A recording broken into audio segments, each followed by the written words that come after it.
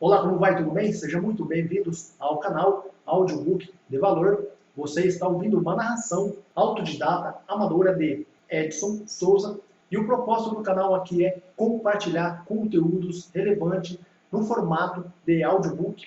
E o tema que nós estaremos abordando nesse canal é empreendedorismo, marketing digital e desenvolvimento pessoal. Estou fazendo uma releitura com o exemplar em mãos. Então vamos dar continuidade e abordar o capítulo 2, da parte 1, inteligência estratégica reduzida. O que significa ter QI estratégico reduzido? Este capítulo identifica as características reveladoras e descreve de que maneira as empresas podem subir a escala do QI para alcançar níveis moderados de inteligência estratégica. Respostas do QI reduzido a desafios estratégicos. Leiguice feliz, ignorar os fatos propositadamente, ser pego em armadilhas táticas. Amnésia, estatismo. Esforçar-se mais, reduzir custos com trabalho extra. Executar a reengenharia. Promover a reorganização. Desenvolver engenharia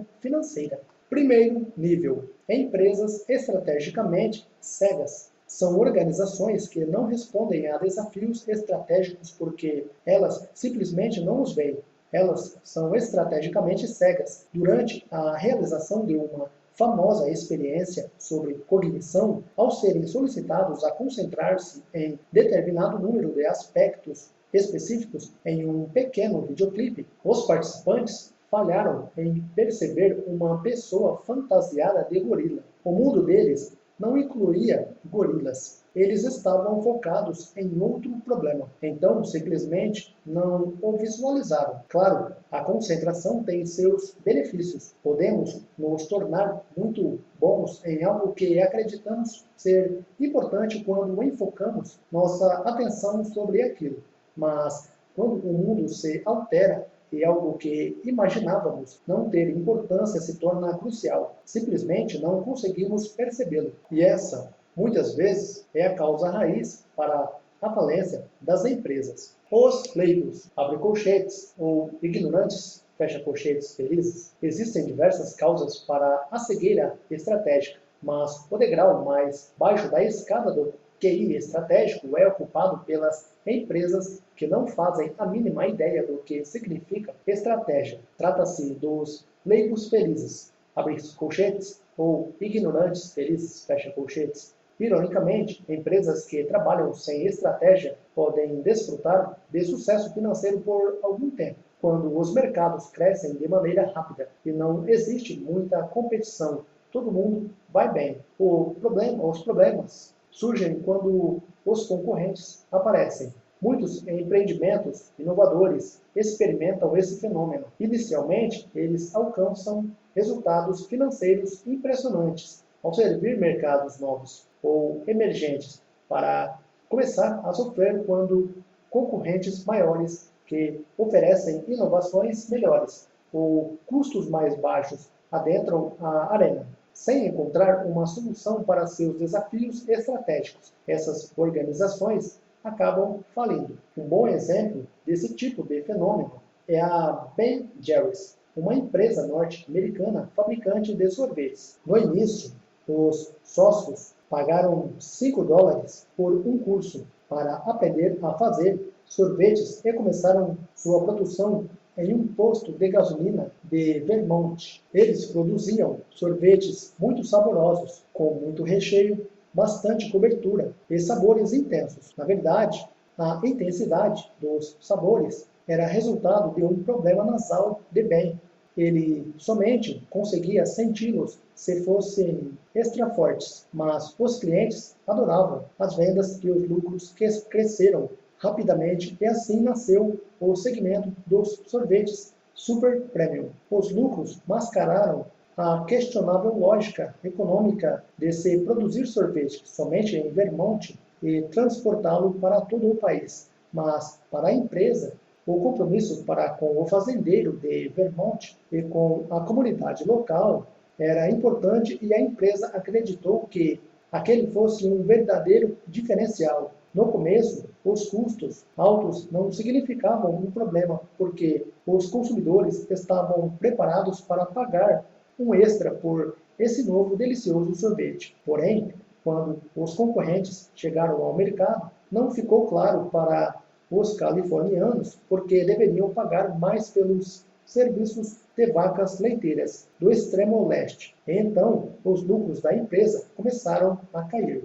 Quando os lucros diminuíram, Ben e Jerry ficaram confusos a respeito do que fazer, e os gestores profissionais que contrataram para ajudá-los também não parecia conseguir resolver os problemas estratégicos da empresa. Eles gastaram seu tempo em reparos táticos, aprimorando o marketing e simplificando sua linha de produtos, em vez de se concentrar nas inconsistências presentes no próprio modelo de estratégia de negócio da empresa. Havia dúvidas a respeito da sobrevivência do empreendimento, mas, felizmente para Ben e Jerry, a empresa foi salva quando sua principal rival, a Unilever, a adquiriu. As organizações leigas felizes são propensas a imputar seu sucesso aos atributos mais esdrúxulos, o leite de Vermont. Nesse caso, e acham extremamente difícil mudar de ideia. Elas precisam reconhecer a necessidade de possuir uma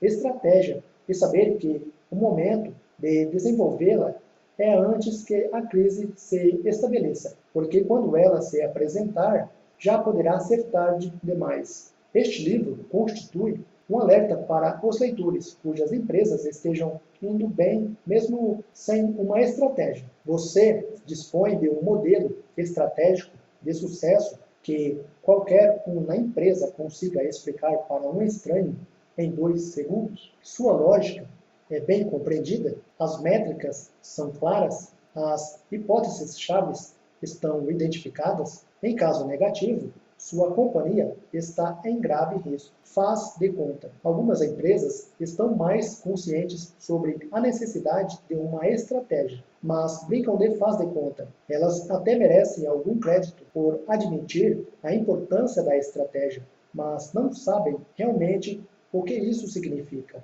Então elas mascaram o que fazem no dia a dia como, abre aspas, estratégia, fecha aspas, e esperam que ninguém perceba sua tramóia. A meta da estratégia é promover um desempenho elevado sustentável, e isso demanda uma busca persistente por vantagem competitiva. Mas as organizações, muitas vezes, se iludem achando que estão buscando vantagem competitiva. Elas descobrem o jargão e utilizam as palavras mais usadas no setor, sem saber exatamente o que estão falando. Por exemplo, no capítulo 1, nós discutimos as 3 estratégias gerais: diferencial, baixo custo e foco. As empresas muitas vezes recorrem a esses termos para explicar suas ações. Elas clamam que são diferenciadas porque seu produto é único, mas se esse diferencial não é valorizado pelo cliente, então isso não configura uma vantagem competitiva.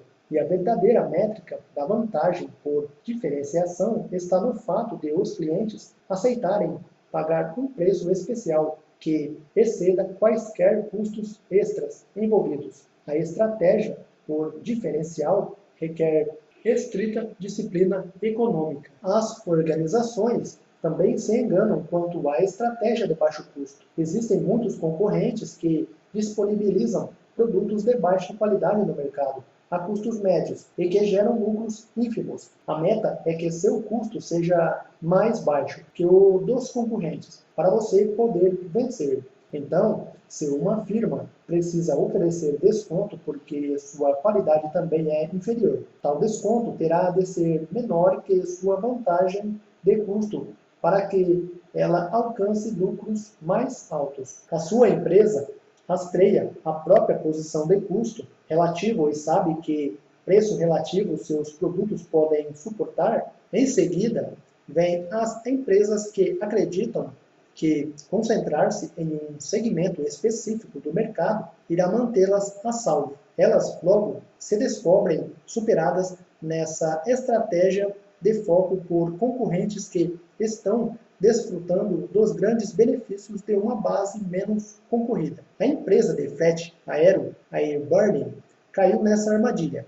Na época, ela se concentrou nas contas B2Business, porque o custo de coleta e entrega de grandes números de pacotes era mais baixo. Desse modo, ela poderia praticar uma política de preços mais agressiva. Enquanto isso, a FedEx e a UPS eram acusadas de praticar, abre aspas, preços médios, fecha aspas, cobrando o mesmo tanto para B2Business quanto para clientes individuais, mesmo sabendo que, para servir consumidores individuais, o custo para a companhia seria muito alto. Porém, assim que a FedEx e a UPS removeram os subsídios dos consumidores individuais e ajustaram os seus preços, considerando os custos subjacentes, a aparente vantagem da Airborne no nicho B2Business desapareceu e a empresa não conseguiu mais competir com suas rivais muito maiores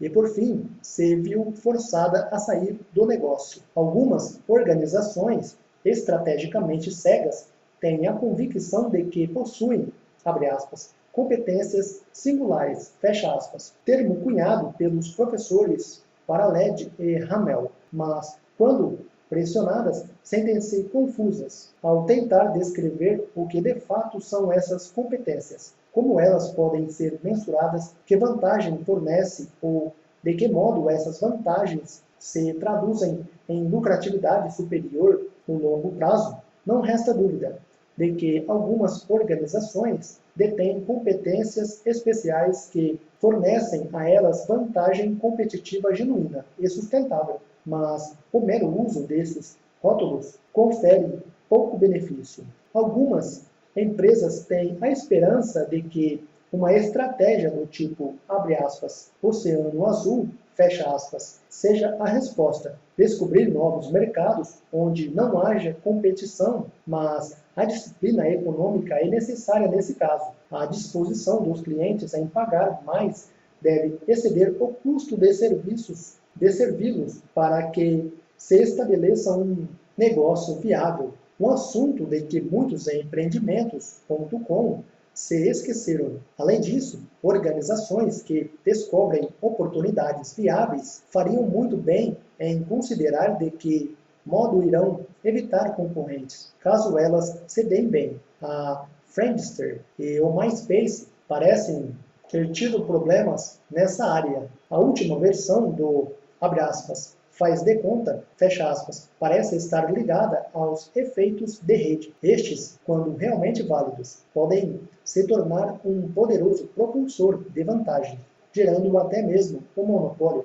Portanto, não é de surpreender que as companhias os almejem. Durante os diversos booms, abre colchetes, explosões, fecha colchetes.com, nos últimos 15 anos, os efeitos de rede foram muitas vezes utilizados como uma desculpa para o controle de grandes fatias no mercado, com modelos de negócio que não geravam receita, na esperança de que um novo modelo fosse descoberto, uma vez que o monopólio já estivesse estabelecido. Mas nem todas as organizações apreciam os efeitos de rede, e mesmo para as que os admiram, não se trata de uma panaceia. A resposta não está em relacionamentos inverídicos, embora verossímeis. O enfoque deve ser dado à compreensão, à construção e à defesa das fontes de vantagens que esses efeitos proporcionam.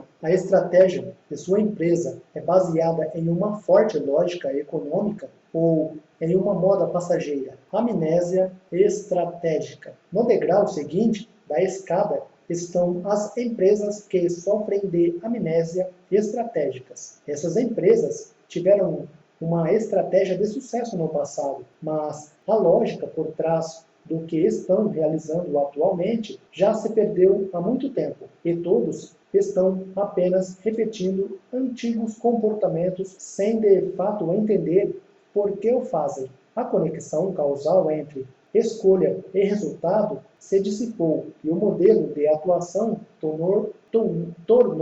tornou-se tácito, abre aspas. É isso que nos faz triunfar. É assim que fazemos as coisas por aqui, fecha aspas. Seus resultados não condizem com as perspectivas. Ninguém entende o motivo. Portanto, é difícil mudar. E a organização simplesmente continua se esforçando mais na mesma direção. Esse comportamento é similar ao, abre aspas, dilema do especialista, fecha aspas. E todos nós sofremos disso. Conforme nos tornamos mais proficientes em uma tarefa, pensamos cada vez menos no modo como a realizamos e começamos a agir em piloto automático. De fato, o controle é repassado a uma parte diferente do nosso cérebro para liberar o pensamento consciente para novos desafios. Reaprender o que sabemos é um processo bastante difícil. Qualquer pessoa que já tentou aprimorar seu swing no jogo de golfe pode atestar isso. Precisamos aprender a jogar novamente. Isso parece estranho e embaraçoso, porque os novos resultados tipicamente pioram antes de melhorar. É ainda mais difícil se lembrar da lógica quando existem muitas pessoas envolvidas em um processo por um longo período. Gestores e staff trocam de posição. Novos membros da equipe absorvem o comportamento de antigos especialistas, em grande parte mediante imitação. Portanto, não sabem exatamente por que agem do modo como o fazem. A lógica se perdeu. Eles apenas seguem em frente. Com tal cegueira coletiva, abre aspas, a maneira como fazemos as coisas por aqui, fecha aspas, pode tomar proporções quase religiosas. Qualquer um que a questione é visto como um dissidente trabalhando contra os melhores interesses da empresa. Seria-nos muito sábio lembrar disso ao se deparar com os céticos e anarquistas que aparecem na organização. Nas proporções adequadas, essas pessoas são muito saudáveis à companhia. A divergência construtiva gera informação crítica, que é vital para empresas que querem vencer no longo prazo. Empresas excessivamente harmoniosas arriscam-se a cair em um precipício. Alguns já argumentaram que foi exatamente isso o que contribuiu para a derrocada da instituição financeira Lehman Brothers. Assim como algumas empresas se agarram de maneira insensata ao seu antigo modelo quando as condições se alteram, uma vez esquecida, uma estratégia torna-se difícil afastar-se dela e perseguir novas oportunidades de crescimento. A Kmart, que já foi a principal varejista dos Estados Unidos, fez isso. O modelo original de negócios da Kmart de vender marcas bem conhecidas e de boa qualidade com desconto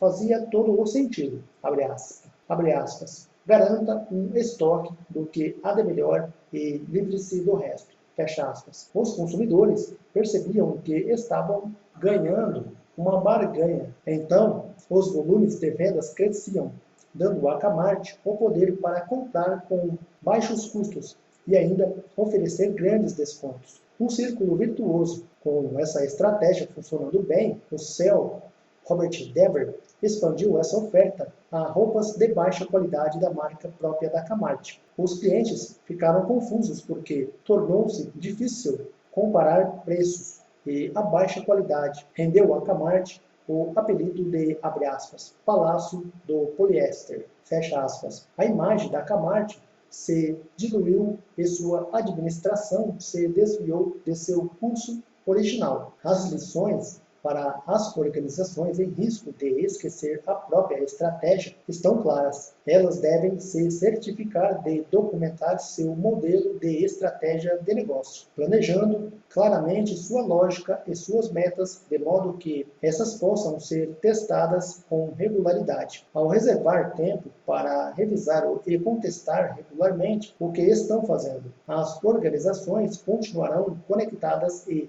cientes de suas estratégias. Quando foi a última vez que você planejou e testou sua estratégia, para os que caíram na armadilha do esquecimento, tentem voltar um pouco no tempo, à época em que sua estratégia original foi desenvolvida, e analisem por que ela fez sentido naquela ocasião. Em seguida, listem o que mudou no ambiente competitivo nesse inteirinho, que poderia garantir uma mudança estratégica. Essa ação reintroduz a lógica estratégia na consciência da empresa, abre seus olhos para os propulsores de sucessos passados e constrói seu compromisso com as mudanças futuras. Outra maneira útil de se construir consciência é mapear a estratégia atual com base nos comportamentos da empresa, para descobrir qual é o seu fundamento lógico. É sempre bom comparar aquilo que a empresa reivindica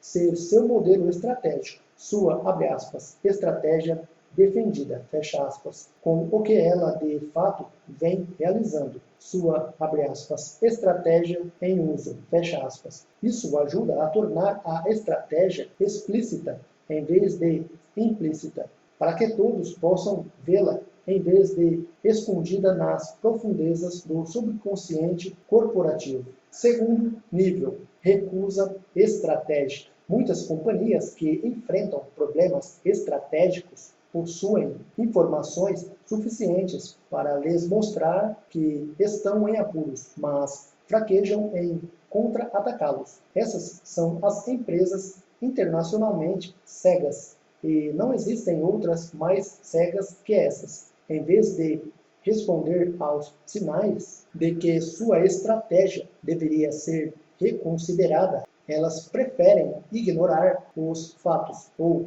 reconhecê-los sem, contudo, reagir a eles, ou até ocupar-se com outras atividades que as desviem do problema principal. Entretanto, a recusa estratégica apenas dificulta ainda mais as coisas no longo prazo. Avestruzes e coelhinhos. Quando a Kodak viu pela primeira vez os dados mostrando que a empresa estava perdendo participação no mercado norte-americano de filmes fotográficos, em vez de agir para deter seu declínio, seus executivos argumentaram que as informações estavam erradas, como a história do avestruz que esconde a cabeça na areia. A empresa negou o problema na esperança de que ele desaparecesse. Quando a verdade é muito desagradável, ela se torna inconcebível e algumas organizações param de pensar. Outras enxergam o problema, mas simplesmente não fazem nada a respeito. No início dos anos de 1990, a Circuit City, então líder varejista do segmento de eletrônicos nos Estados Unidos, passou a expressar em seu relatório anual sua preocupação com o fato de que outras lojas que ofereciam descontos agressivos, como a Best Buy, estavam ganhando terreno. A empresa percebia, por meio das contas publicadas da Best Buy, que as métricas operacionais de sua concorrente incluíam vendas por metro quadrado e vendas por funcionário eram superiores às suas. Entretanto, a Circuit City manteve seu antigo modelo de negócio, expandindo sua rede pelo país e apresentando vendas e lucros crescentes, até que, repentinamente, entrou em colapso em 2001. Após 7 longos anos de tentativas para reerguer a empresa, a crise financeira de 2008 finalmente levou a Circuit City à falência. Depois que uma empresa desaba, em geral, é tarde demais para tentar salvá-la. Armadilhas táticas. A rodinha do hamster. Algumas empresas se distraem com programas de melhoria tática, em vez de se concentrar no problema estratégico. Porém, a manutenção dos aprimoramentos de performance fica cada vez mais difícil perante um declínio da competitividade. E então, essas companhias se percebem correndo a todo vapor sem, de fato, sair do lugar, como um hamster em sua rodinha. Na introdução deste livro, discutimos diversas respostas táticas comuns. Agora, vamos nos aprofundar um pouco mais nesse assunto. A primeira reação tática a uma queda no desempenho de maneira frequente é estimular todo mundo a, abre aspas, se esforçar mais, fecha aspas. Essa ação tem um custo bastante baixo e, ironicamente, muitas vezes funciona. Os lucros melhoram no curto prazo e isso convence a todos de que não há nada de errado com o velho modelo de negócios. Porém, essa melhoria nos lucros tem vida curta, porque a deteriorização na posição estratégica começa a aparecer. Então, algumas organizações optam por um programa de redução de custos, abre aspas, fazer a coisa errada de maneira mais eficiente, fecha aspas. Essa ação é mais dolorosa que simplesmente se esforçar mais porque demanda decisões difíceis e torna a equipe gestora antipática aos olhos dos demais funcionários. Mas ela ainda configura uma resposta relativamente barata se comparada ao grande esforço de reestruturação. Em geral, trata-se de um instrumento razoavelmente grosseiro. A alta administração, muitas vezes,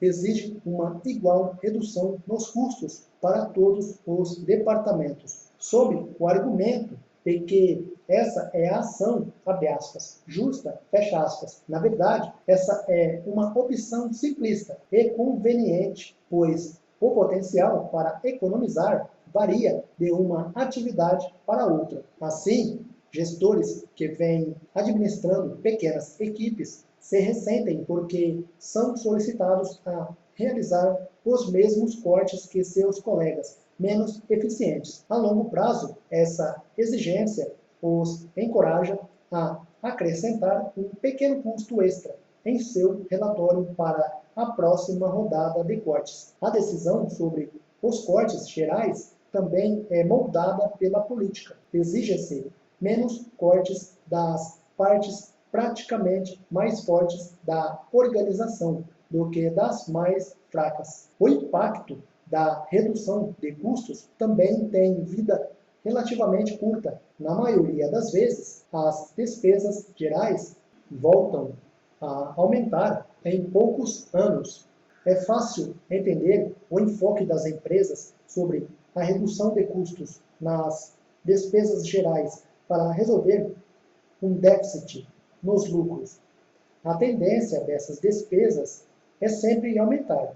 Portanto, elas configuram um setor óbvio a ser observado para a melhoria dos resultados de curto prazo. Entretanto, é fácil cortar despesas até o ponto em que a organização já não consegue mais funcionar de maneira apropriada. A gestão de custos adequada é essencial, mas o conceito de, abre aspas, adequado, fecha aspas, deve ser definido em termos estratégicos. As despesas gerais deveriam ser estruturadas para sustentar a estratégia atual e assegurar sua renovação em vez de apenas serem cortadas para alcançar metas financeiras de curto prazo. Esses programas de redução de custos também reduzem a capacidade de mudança das organizações ao forçar seus empregados a se concentrar em problemas internos em vez de observar o ambiente competitivo, acelerando assim o processo de declínio da organização. As empresas que preferem realizar investimentos extras tentam efetuar a reorganização para melhorar seus lucros. Trata-se de, abre aspas, fazer a coisa errada de maneira mais eficaz, fecha aspas. Essa é uma resposta mais complexa, cara, demorada e debilitante a uma diminuição nos lucros. Portanto, primeiramente, as empresas tendem a reduzir os custos sobre as despesas gerais. Como na redução de custos, essa ação pode levar os funcionários a ficarem mais concentrados nos assuntos internos da empresa. Organizações bem-sucedidas e processos eficientes são essenciais, mas somente para apoiar a estratégia. No entanto, muitas organizações e exercícios de reengenharia de processos de trabalho não têm como intenção uma meta estratégica. Em vez disso, essas medidas são tomadas para preencher uma queda do desempenho financeiro no curto prazo. Pior que isso, são utilizadas para justificar despesas esporádicas extra-orçamentárias de reestruturação, que ocultam a queda da competitividade no longo prazo. As despesas esporádicas de reestruturação configuram um exemplo comum de engenharia financeira. O alisamento de resultados, abre colchetes, ou suavização, fecha colchetes, é outro. Isso envolve a minimização dos lucros obtidos em bons anos fiscais, mediante a ocultação de alguns deles no balanço, e seu realce em anos ruins, para melhorar os resultados operacionais. Isso ajuda a amenizar o fluxo de lucros flutuantes, abre colchetes, e faz as ações parecerem menos arriscadas, fecha colchetes. Mas seus lucros são extraídos do balanço para fazer com que uma queda de longo prazo pareça um fluxo de resultados crescente. O montante a ser descartado a cada ano aumenta rapidamente. Desse modo, não demora muito até que extingam os resultados, os recursos a explorar, e então a situação econômica da empresa subitamente entra em colapso. Existem outras formas de engenharia financeira que podem desviar a atuação da administração do direcionamento correto da rentabilidade subjacente. A Coca-Cola, por exemplo, adquiriu engarrafadoras e as vendeu para sua própria empresa engarrafadora, mediante a apresentação de um lucro. A IBM trocou seu modelo comercial de listing, abre colchetes, tipo de aluguel, fecha colchetes, para o modelo de vendas em seu modelo de computadores mainframe, abre colchetes, de grande porte, fecha colchetes, e obteve ótimos ganhos em vendas e lucros ao comercializar as máquinas antigas e totalmente depreciadas, já instaladas nas dependências de seus clientes. Essa ação impulsionou o aparente desempenho da IBM no segmento mainframe, quando, na verdade, a empresa estava sofrendo com a concorrência. Tal esperteza de engenharia financeira não somente é capaz de enganar os acionistas, mas também ilude a equipe administrativa. A IBM desmoronou para um estado deplorável e apenas sobreviveu pela lendária recuperação engendrada por Lou Gerstner. O problema com as respostas táticas é que todo o atraso imposto ao reparo da questão estratégica subjacente dificulta e encarece a recuperação. Desse modo, o velho provérbio, abre aspas, é melhor prevenir que remediar, fecha aspas, voltar a fazer todo o sentido. Se as estratégias fossem ajustadas com mais frequência, a mudança necessária seria menor e seu processo mais barato. A longa espera é fatal. É muito difícil restaurar a antiga glória de uma empresa uma vez que ela esteja financeiramente arruinada. Nesse momento, os desafios estratégicos se tornaram enormes. As reservas da empresa se esgotaram e o interesse dos acionistas em investir em novos modelos de negócio diminuiu muito. A companhia luta tentando encontrar uma solução rápida, até que, por fim, ela quebra. A Walmart foi à falência em 2002, cerca de 7 anos após sua primeira grande derrocada financeira. Com a Circuit City aconteceu o mesmo. Poucas empresas têm a sorte que a IBM teve. Os propulsores da recusa. A recusa configura um problema comum, e para esse tipo de caso, o desmoronamento total é raramente uma dúvida.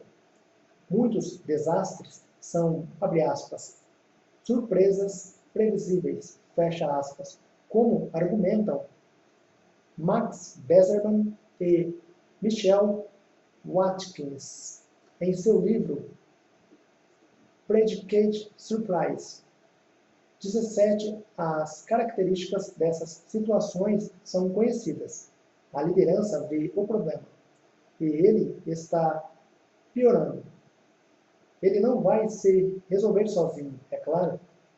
Infelizmente, a solução demanda esforço imediato para um ganho futuro cujos tamanho e período de retorno são incertos. E o esforço não é distribuído igualmente.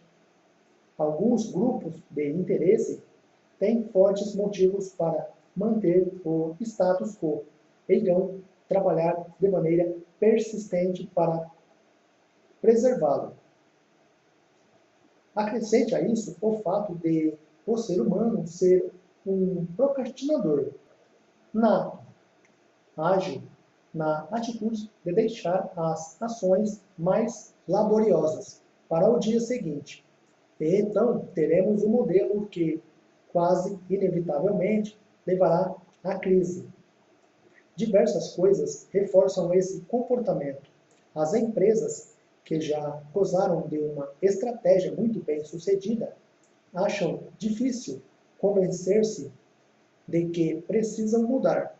Seus modelos de estratégia de negócio têm quase um significado religioso e se tornam sistemas de crença, cujo questionamento é considerado como algo, abre aspas, errado, fecha aspas. Outro ponto que surpreende as organizações é o fato de que algumas pequenas novas ideias que surgem não parecem de fato ameaças, mesmo que a lógica argumente que elas podem se tornar um perigo no futuro. Esses riscos são muito facilmente ignorados. Trata-se de um padrão comum identificado por Christensen em seu livro The Innovator's Dilemma, no qual ele descreve o impacto de tecnologias, abre aspas, disruptivas, fecha aspas. Elas chegam ao mercado mais caras e com qualidade inferior, mas seus preços vão baixando e sua qualidade se elevando até o ponto em que essas novas tecnologias ultrapassam as mais conhecidas. Os novos modelos, abre aspas, disruptivos, fecha aspas, de negócio podem evoluir da mesma maneira.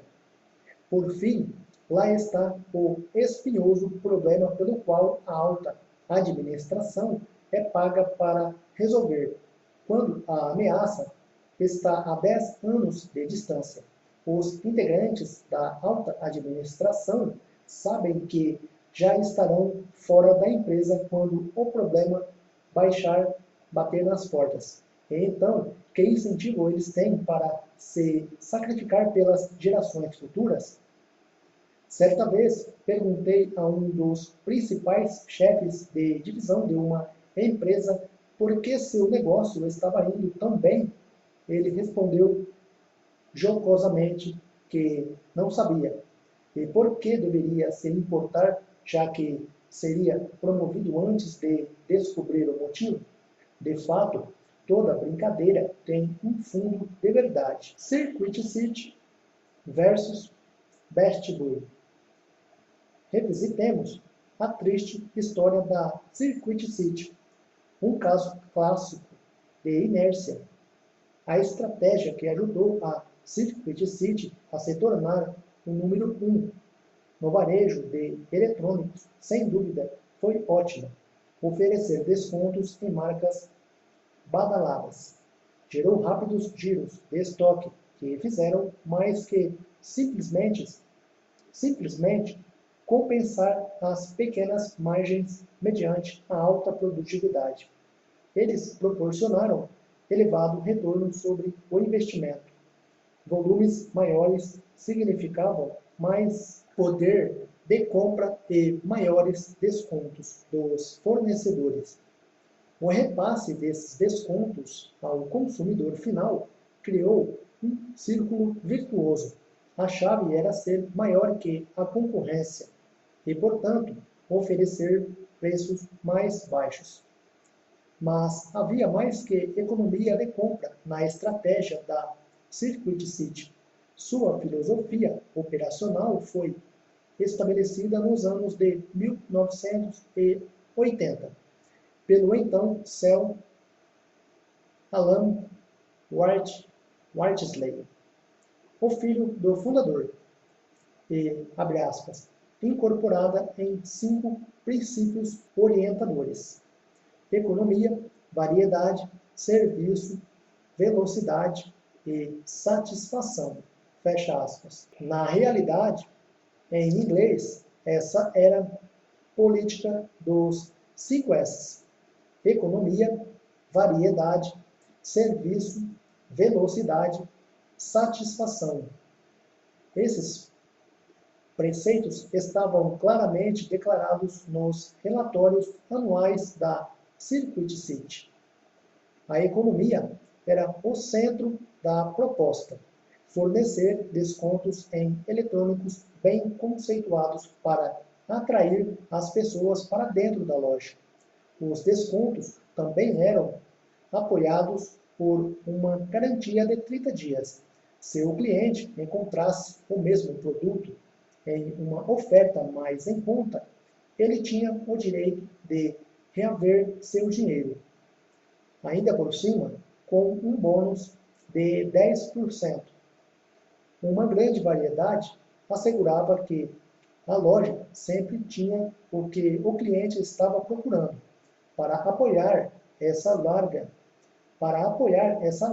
oferta e sempre garantir estoque dos produtos, 50% do espaço de cada loja era reservado como armazém para acomodar esse inventário. O serviço era um aspecto muito importante da filosofia da Circuit City e cobria diversos detalhes das operações da empresa. Vendedores especializados ofereciam conselhos sobre novos produtos e ajudavam os clientes a identificar sua melhor opção de compra. Os centros de serviços e reparos garantiam aos clientes que seus produtos seriam consertados caso tivessem algum problema. Este era um assunto importante no início dos anos de 1980, quando a confiabilidade dos produtos era bem inferior à atual. Um sistema de pontos de venda fornecia informações sobre o que havia no estoque, e os produtos eram depositados em armazéns convenientes para serem retirados pelos clientes. A Circuit City considerava a velocidade uma parte importante de sua oferta de serviços. O sistema de pontos de vendas fornecia informações com eficiência sobre o que havia em estoque e sinalizava para que o armazém separasse os itens comprados, dispusesse imediatamente na doca para entrega. Os 4 primeiros princípios se destinavam a promover o quinto, a satisfação do cliente. O modelo apresentou uma excelente constatação sobre o comportamento do cliente. Ao comprar bens duráveis caros, os clientes gostam de perambular e comparar preços e marcas. O desafio é fazê-los decidir o que querem e comprometer-se a realizar uma compra enquanto estão dentro da loja. A Circuit City conseguiu isso de maneira hábil. pela combinação de 3 fatores: dinâmica, equipe de vendas comissionada, sempre à disposição para ajudar os clientes a identificar suas necessidades e realizar uma escolha. Vasto estoque para sempre satisfazer as necessidades dos consumidores e uma garantia de reembolso de 30 dias. Por que protelar? Por que comprar em outro lugar? Iniciado em 1980, esse modelo de negócio proporcionou à companhia 35% de crescimento anual de vendas e 40% de crescimento nos lucros por mais de uma década, o suficiente para transformar qualquer filosofia operacional em um, abre aspas, sistema de crença, fecha aspas. Em meados dos anos de 1980, a Best Buy copiou o modelo de negócio da Circuit City, mas pelo fato de a cadeia de lojas da primeira ser bem menor, ela não conseguiu oferecer os mesmos descontos. Essa é a pior forma de estratégia, copiar o que os outros estão fazendo,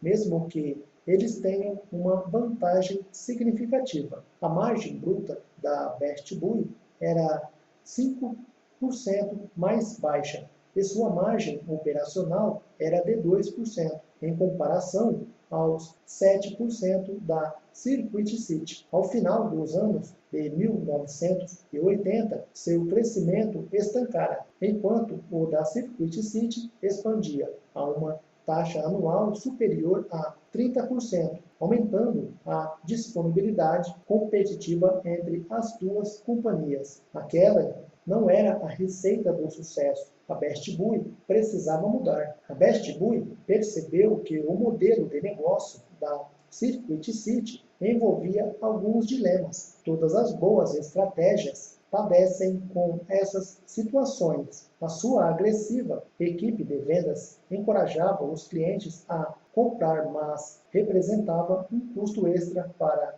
a Circuit City. Além disso, em suas pesquisas, a Best Buy descobriu que os clientes detestavam aquela abordagem de vendas. A grande oferta de produtos da Circuit City e os imensos estoques em cada uma de suas lojas asseguravam que os clientes tivessem à sua disposição qualquer produto que desejassem, mas isso também saía caro para a empresa. Em resposta, a Best Buy minimizou seu modelo de serviço, eliminando as comissões e mandando embora muitos de seus vendedores. A empresa reduziu sua linha de produtos, transformou seu armazém em espaço aberto de loja e acrescentou mais informações às etiquetas dos produtos para que os clientes pudessem escolher por si mesmos. O modelo de serviço reduzido foi responsável pela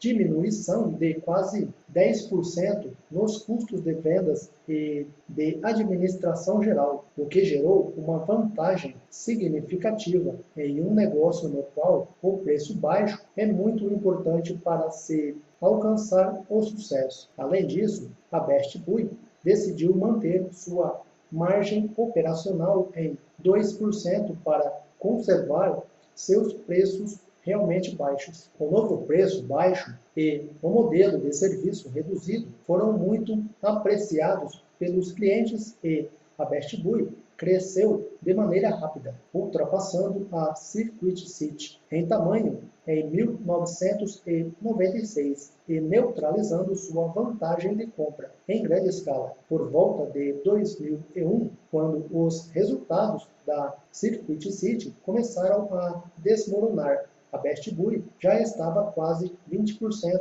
maior e expandindo rapidamente a lacuna de competitividade entre as empresas. Em 2005, a Best Buy havia quase triplicado seu tamanho. Para a Circuit City, o jogo chegava ao fim, com uma desvantagem significativa em sua escala de compras e um modelo operacional de alto custo. Era apenas uma questão de tempo até que a empresa falisse. Os lucros da Circuit City começaram a entrar em colapso em 2001, um ano após a saída de Richard Sharp de sua posição como CEO, cargo que ocupou por 14 anos. Na verdade, em 2001, se revelou um ano excepcionalmente lucrativo, com margens operacionais se elevando de 3% para 5%. A recusa da Circuit City. O que aconteceu na Circuit City, que tanto contribuiu para esse drama? A alta administração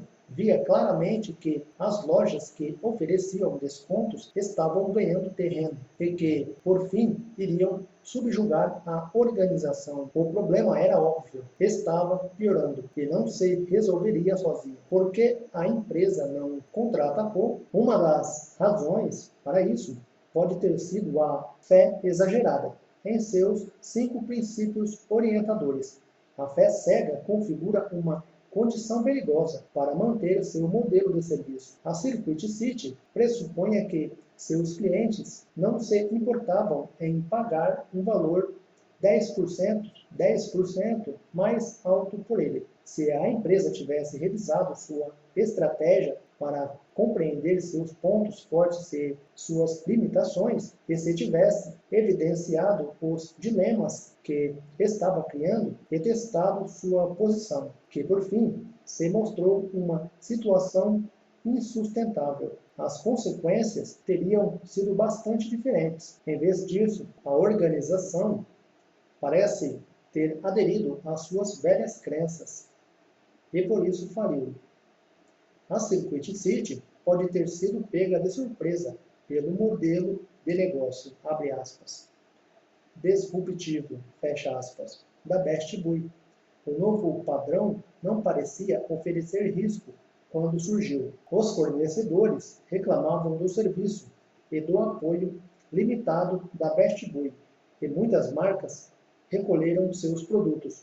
As margens também eram muito baixas. O modelo de negócio dava a impressão de não gerar lucro, mas ele era, na verdade, um clássico modelo, abre aspas, disruptivo, fecha aspas. Em pequena escala, não aparentou ameaça. Entretanto, conforme cresceu, as grandes fornecedoras retornaram por medo de perder mercado para a concorrência, e as coisas mudaram de modo radical. Se a Circuit City tivesse testado esse novo modelo em algumas lojas, a empresa rapidamente teria estabelecido sua vantagem econômica, mas ela não o fez. Como é normal em tais circunstâncias, a nova ideia deve ter sido até mesmo criticada, o que contribuiu ainda mais para dificultar seu teste. Talvez a Circuit City tenha apenas postergado a dor da mudança. Tudo caminhava tão bem que parecia uma pena alterar a situação. Em meados de 1991, quando a Best Buy começou a mudar para seu novo modelo de negócio, e em 1996, quando alcançou a Circuit City, em tamanho, as vendas da Circuit City cresceram a uma taxa de 29% anuais e seus lucros operacionais em 24% ao ano. Quem ousaria provocar uma empresa que dispunha de tais resultados? As margens operacionais da Circuit City baseavam-se em 5% das vendas em comparação aos 2% da Best Buy. Quem arriscaria encorajar uma mudança de estratégia para uma margem ainda mais baixa? Naquela época, ainda havia na Best Buy alguns vociferantes eleitores-chave que tinham interesse em manter o status quo. Será que os analistas e acionistas teriam de fato recebido com prazer uma grande queda na lucratividade? Porque a alta administração assumiria o risco? E por que iriam querer encarar a angústia dos funcionários que perderiam o emprego em prol de um modelo de serviços simplificado, a dor da mudança estava bastante clara. Enquanto o ganho parecia muito distante e nebuloso, no início dos anos de 1990, o corpo diretivo da Circuit City tinha uma visão alternativa do futuro.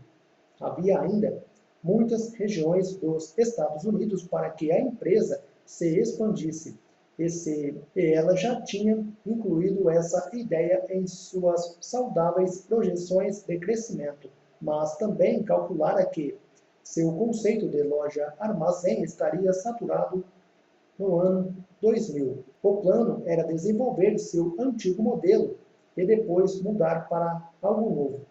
Foi então que a organização começou a pesquisar outros conceitos de varejo em que pudesse aplicar suas forças. Estabeleceram então a CarMax Automóveis de segunda mão, mas isso apenas os distraiu do seu negócio principal. A última pergunta que precisaria ser feita é que impacto teria a remuneração dos executivos sobre o comportamento. Richard Sharp deixou a posição de Shell em 2001, após 14 anos de muito sucesso, e transferiu alguns grandes problemas para seu sucessor, Alan McCullough. Quando McCullough assumiu o cargo, ele disse, abre aspas, eu acredito firmemente que este é um ótimo momento para estar na Circuit City, fecha aspas. Mas a história não confirmou suas palavras. A mudança contínua da Best Buy. Enquanto a Circuit City executava com dedicação sua antiga estratégia, a Best Buy continuava se reinventando. O sucesso do seu conceito de serviço reduzido projetou o grupo à liderança em 1996.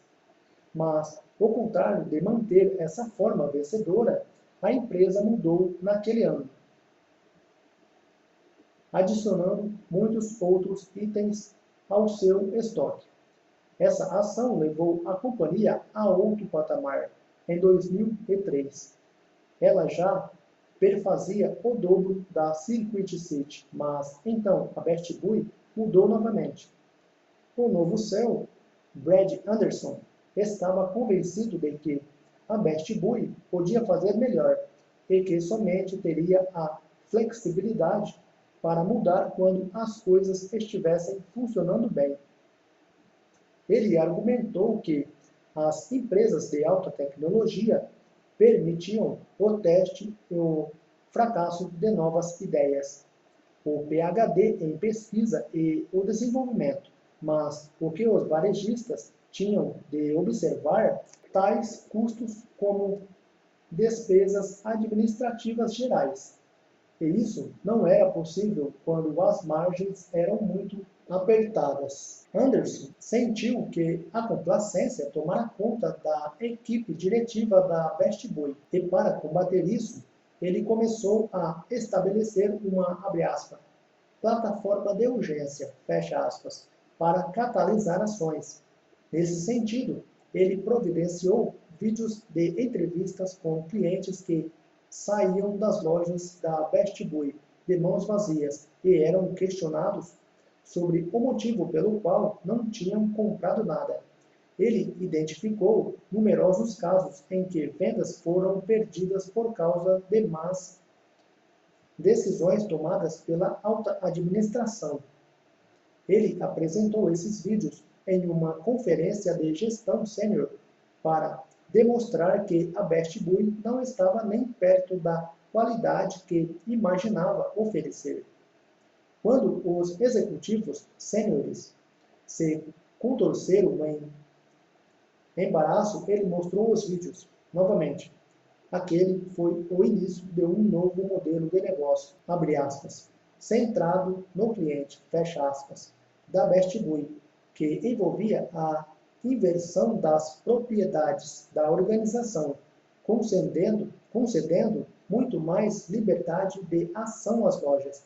Em 2007, Depois que o processo fora completamente implantado, a Best Buy tornou-se 3 vezes maior que a Circuit City, prevenindo a recusa. Podemos destacar diversas lições na história da Circuit City e da Best Buy. Cuidado com a fé cega. Reanalise sua estratégia regularmente e revise a lógica e as hipóteses-chave. Acompanhe as métricas de competitividade com frequência para identificar ameaças. Seja paranoico. Considere toda nova ideia uma ameaça em potencial.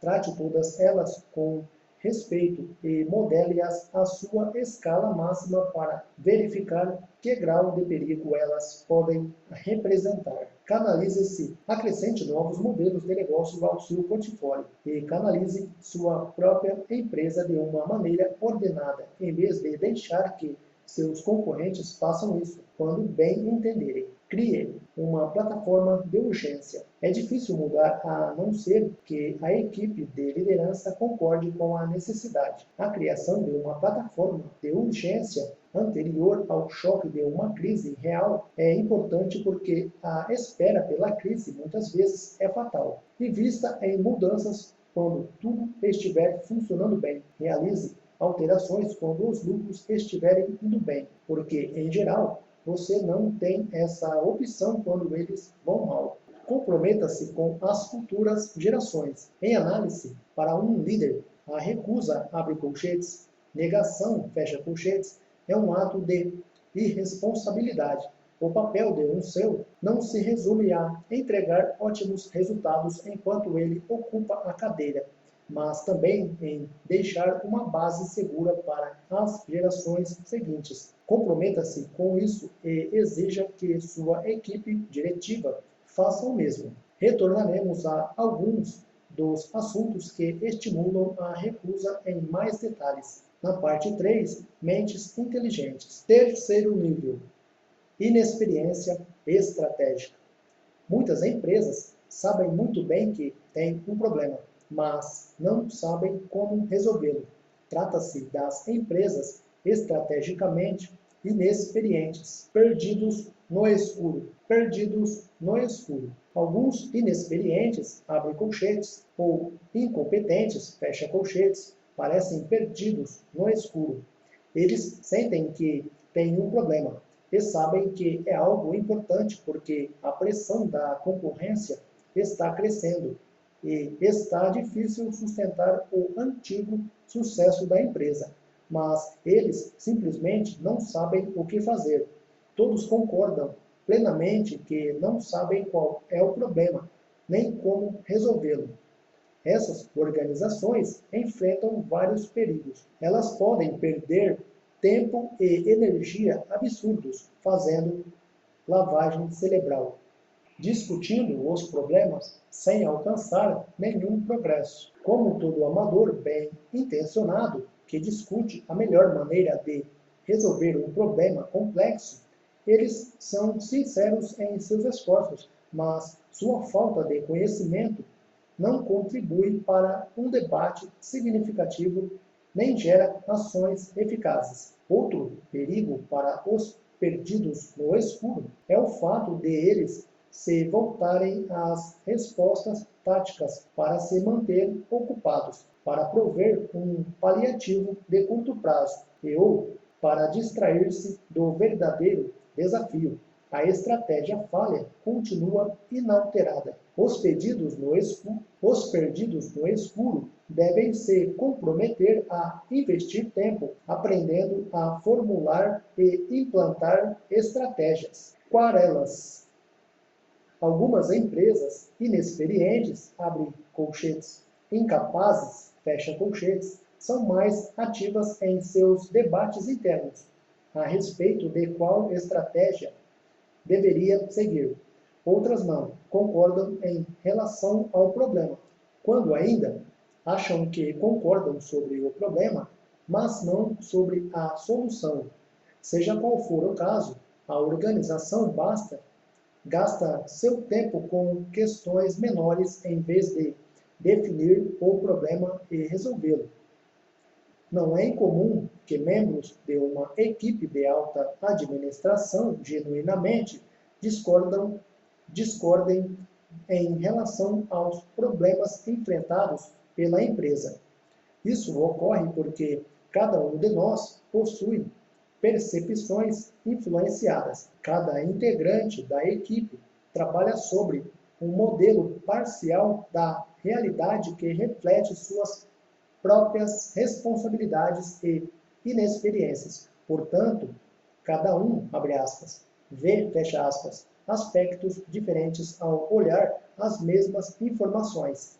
Cada pessoa enfoca de maneira seletiva os dados que considera relevantes, infere significado nas informações, chega a conclusões, abre aspas, óbvias, fecha aspas, a partir delas, e então advoga sua posição como se fosse, abre aspas, a correta, fecha aspas, e de fato, de serem especialistas em seus respectivos assuntos, fazem isso automaticamente, sem tomar consciência de como estão agindo.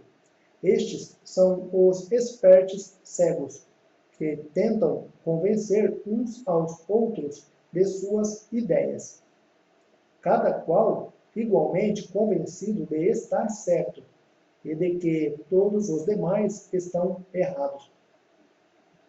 A única maneira de superar esse impasse é imediatamente o desenvolvimento das habilidades de estruturação de diálogo para que todos compreendam as percepções alheias.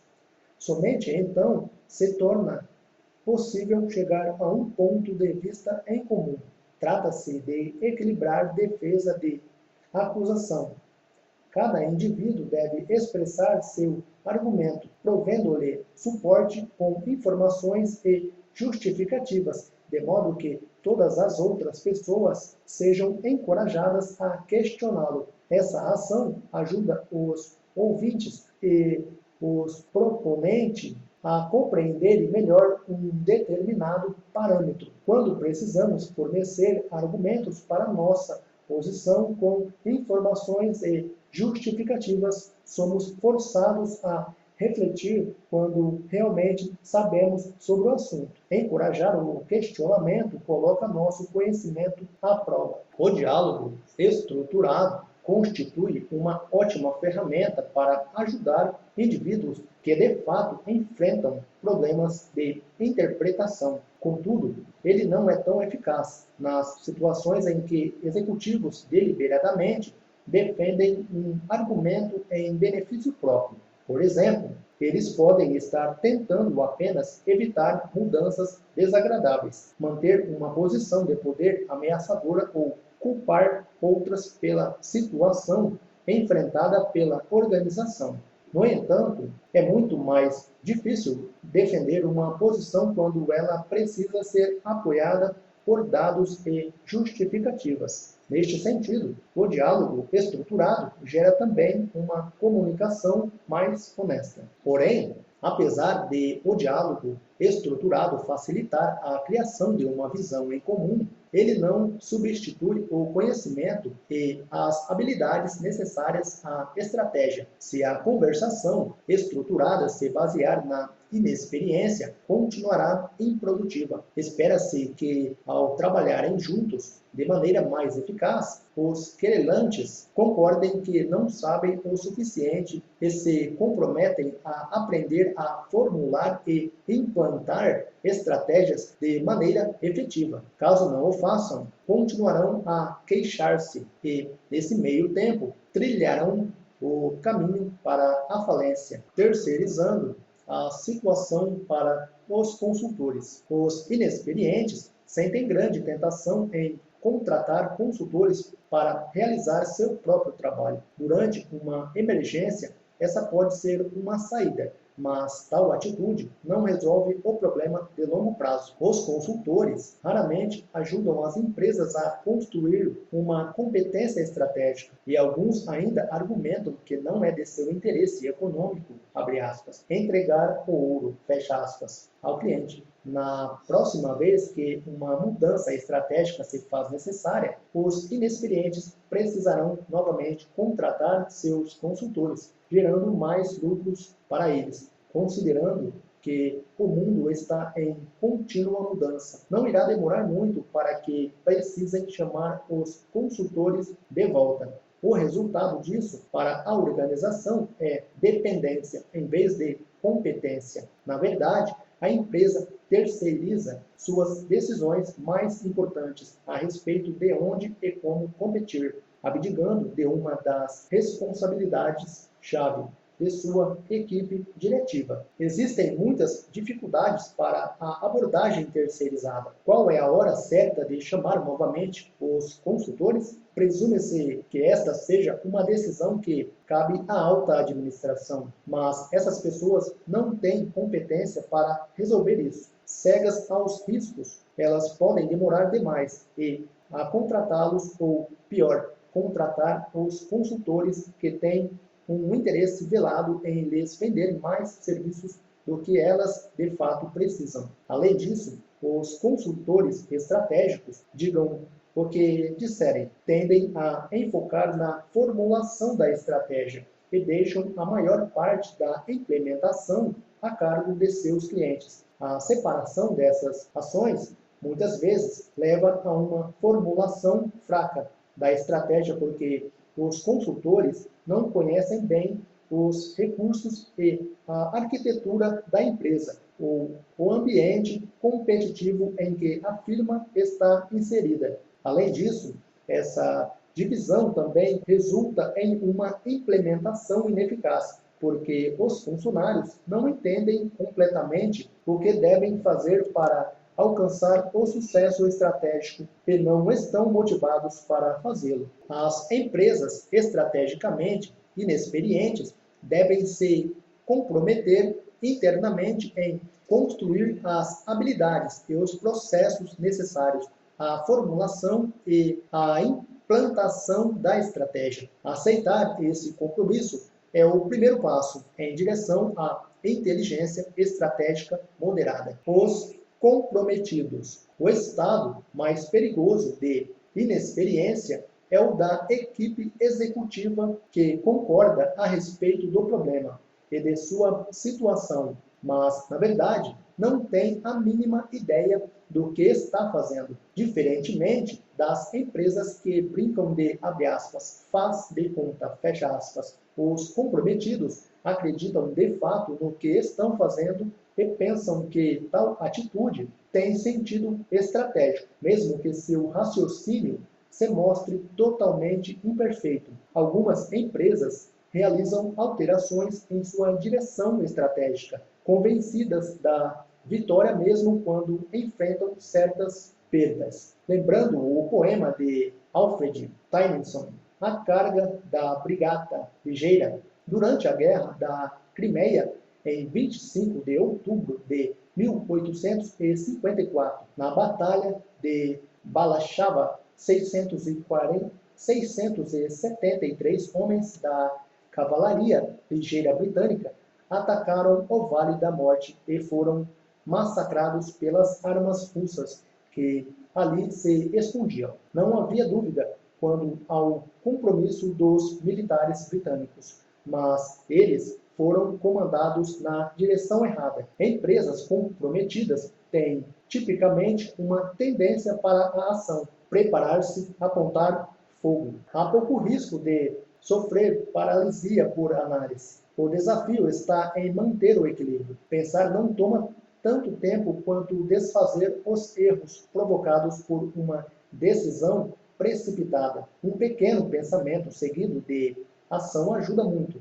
e em seguida, um pouco mais de pensamento ajuda a refletir sobre como tudo está funcionando. E o primeiro passo é aprender a pensar estrategicamente, mas gastar tempo com a definição de problemas é um luxo que empresas realmente em crise não têm. É melhor evitar essa situação e começar cedo, como fez Brad Anderson, que investiu em mudanças antes que a crise alcançasse a empresa. Aliás, se a organização sempre estiver em busca por problemas para resolver constantemente do modo, abre aspas, criando problemas, fecha aspas, é mais provável que nunca experimente uma crise e esteja sempre preparada para enfrentá-la. Lidando com a inexperiência, abre colchetes, incompetência, fecha colchetes, não existe paliativo para a inexperiência, abre colchetes, incompetência, fecha colchetes. Estratégia, ela demanda aprendizado, saber formular e a implantar estratégias. Durante uma emergência é difícil pensar em aprender novas habilidades. Portanto, o momento de aprender é quando as coisas estão caminhando bem. O que aprender é o assunto do capítulo 3. O que é estratégia? É o capítulo 4, inteligência estratégica moderada. Resumo: as empresas que falham em reagir no tempo adequado às mudanças em seu nicho competitivo dispõem de QI estratégico reduzido, mas existem múltiplos motivos para isso, e cada um deles sugere um grau diferente de QI estratégico. As estrategicamente cegas ocupam a parte mais baixa desse espectro. Para alguns, o problema é não saber o que uma estratégia significa e não se importar muito com esse fato. Eles são os leigos felizes. Outros brincam de, abre aspas, faz de conta, fecha aspas. Dizem que tem uma estratégia, mas ela não tem nada a ver com a realidade. Outras contrariam a amnésia estratégica, esqueceram a própria estratégia e estão funcionando em piloto automático ou perseguindo outras metas. Para as organizações que estejam sofrendo de cegueira estratégica, abram os olhos e tomem consciência da situação. Para os leigos felizes, isso significa conscientizar-se da importância da estratégia. Para os que brincam de, abre aspas, faz de conta, trata-se de descobrir o que estratégia de fato significa. E para os que se esqueceram, é preciso lembrar. Eles devem comprometer-se a construir competência estratégica. Temos, então, as empresas em recusa estratégica. Elas percebem que precisam de uma mudança estratégica, mas algumas, como o famoso avestruz, ignoram essa necessidade na esperança de que ela irá desaparecer. Outras ficam paralisadas, como um coelhinho sob holofotes, vendo o perigo, mas sem fazer nada para se salvar. Existem aquelas que se distraem com movimentos táticos para resolver o problema, como o hamster na rodinha, correndo cada vez mais rápido, sem sair do lugar. A boa notícia é que os que se recusam a aceitar sabem o que uma estratégia significa. O desafio é fazê-los confrontar a realidade, ou seja, o fato de que a estratégia utilizada por eles já não funciona mais. Por fim, temos os estrategicamente inexperientes, os perdidos no escuro, ou querelantes, os que terceirizam para os consultores, ou os comprometidos com a resposta errada. Não existem soluções fáceis, como no caso dos estrategicamente cegos, ou dos que estão em negação. Não existe substituto para o aprendizado do bom desenvolvimento e da boa implantação da estratégia. Então é isso, o conteúdo deste audiobook de valor QI estratégico chegou ao final. Nós acabamos de abordar a parte 1, inteligência estratégica reduzida, do capítulo 2. Eu espero que você tenha gostado do conteúdo.